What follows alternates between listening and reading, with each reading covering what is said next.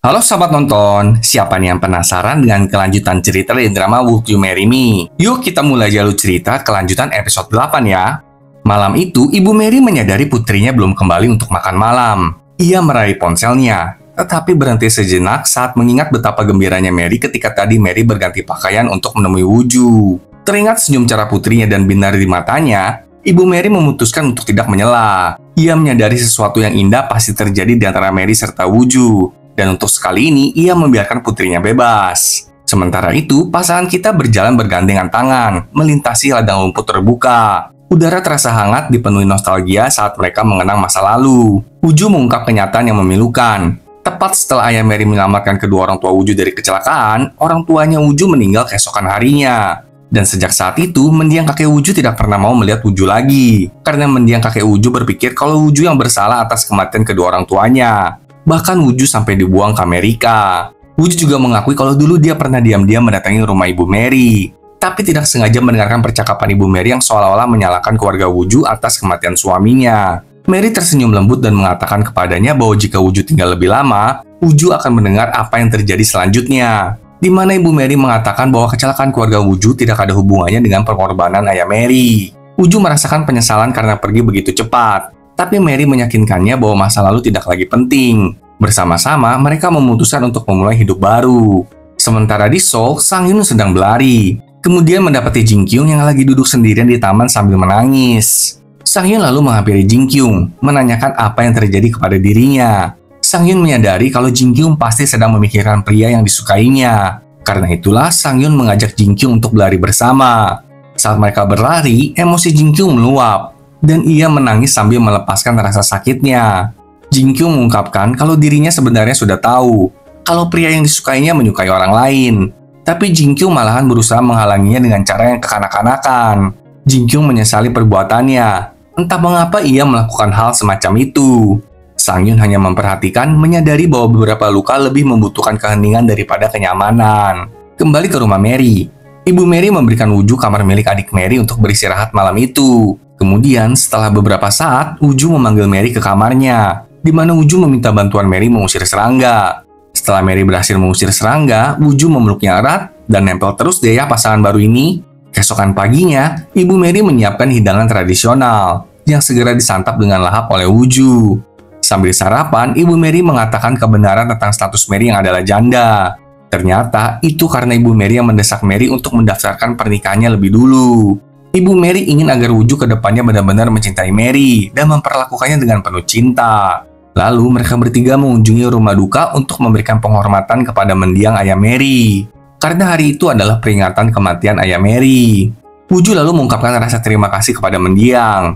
Hal ini segera disambut baik oleh Ibu Mary, yang gak menyangka kalau Mary serta Woo bisa berjodoh seperti ini. Sepertinya Ibu Mary sangat menyukai dan mendukung Woo yang ini nih sahabat nonton. Pada saat yang sama, adik Mary menelepon. Ternyata, adik Mary bekerja di sebuah restoran di Amerika. Tapi adik Mary mengatakan kalau restoran tersebut akan tutup. Apakah ini restoran milik istri simpanan Pajang? Siang itu, setelah Mary serta Woo sampai di Seoul, Woo mengajak Mary ke sebuah tempat furniture gitu. Woo mengatakan kalau dirinya ingin merenovasi dapur Ibu Mary. Selagi mereka berdua memilih-milih, saudari serta ibu Woo asli juga ada di tempat tersebut. Mereka berdua terkejut melihat Mary yang sedang bersama seorang pria. Lalu tanpa berpikir dua kali, saudari Woo segera memotret Mary.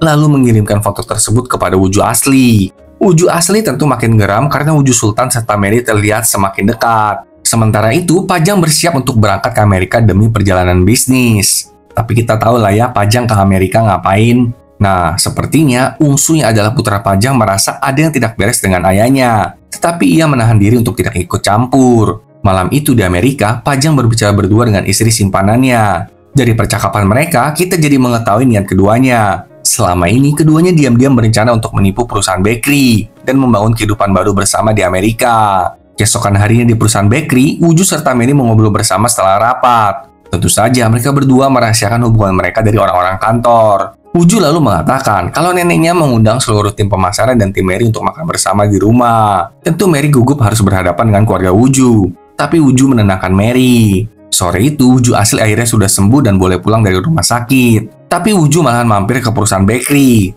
Awalnya, Woo asli mengira kalau Woo Sultan hanyalah seorang karyawan di perusahaan itu. Jadi dia mencoba ingin menjatuhkan Wuju Sultan. Namun ketika ia tiba di perusahaan, dia tidak sengaja mendengar bahwa Wuju Sultan sebenarnya adalah pewaris perusahaan. Langsunglah Wuju asli merasa lemas dan terhina. Malam harinya, Wuju menenggelamkan kesedihan di sebuah bar karaoke, menyanyikan lagu-lagu tentang putus cinta sambil menangis. Menyadari bahwa Mary telah menemukan seseorang yang lebih baik. Akhir pekan pun tiba, di mana seluruh tim pemasaran dan tim Mary mengunjungi rumah Wuju untuk makan bersama. Nenek Wuju mengungkapkan rasa terima kasihnya kepada kedua tim, karena telah meluncurkan produk yang baik sehingga penjualan meningkat. Selama makan siang, kata-kata bijak dari Nenek Wuju tentang kejujuran menyentuh hati Mary. Sebenarnya Nenek Wuju nggak menyindir Mary sama sekali. Cuma karena Mary melakukan ketidakjujuran tentang rumah mewah itu, Mary sendiri yang jadi merasa tersindir oleh ucapan bijak Nenek Wuju itu. Dan Wuju menyadari kalau Mary jadi merasa bersalah karena telah melibatkan Wuju dalam rencana pernikahan palsu yang sekarang mereka masih jalani. Di mobil, saat tim pemasaran dan tim Mary pulang bersama, mereka mulai menggosip tentang betapa luar biasanya keluarga Wuju. Lalu percakapan segera mengalir sampai ke pasangan Wuju. Mereka lalu mengungkapkan tentang begitu sempurnanya tunangan Wuju. Tentu wanita yang mereka maksud adalah Jin Kyung, putri seorang direktur rumah sakit ternama. Ucapan mereka itu sangat menusuk hati Mary, membuatnya meragukan diri sendiri. Sementara itu di rumah Wuju, Jin Kyung datang untuk memeriksa kesehatan Nenek Wuju.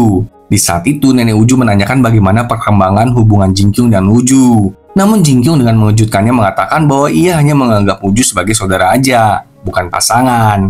Malam itu, Wuju merasakan kesedihan Mary atas kejadian makan siang tadi. Maka karena itu, Wuju menelepon Mary mengajaknya keluar untuk menghiburnya. Mary bersiap-siap dengan penuh semangat. Jantungnya berdebar kencang dan membuka pintu rumahnya, berharap melihat Wuju. Namun yang mengejutkannya, Wuju asli yang berdiri di depan rumahnya sekarang, sembari memegang surat nikah mereka. Wuju sepertinya telah mengungkap kebenaran di balik skema rumah palsu yang dilakukan Mary atas namanya. Dan ekspresi Wuju menunjukkan segalanya. Akhirnya momen ini datang juga. Mari saksikan kelanjutannya minggu depan ya sahabat nonton. Sampai jumpa.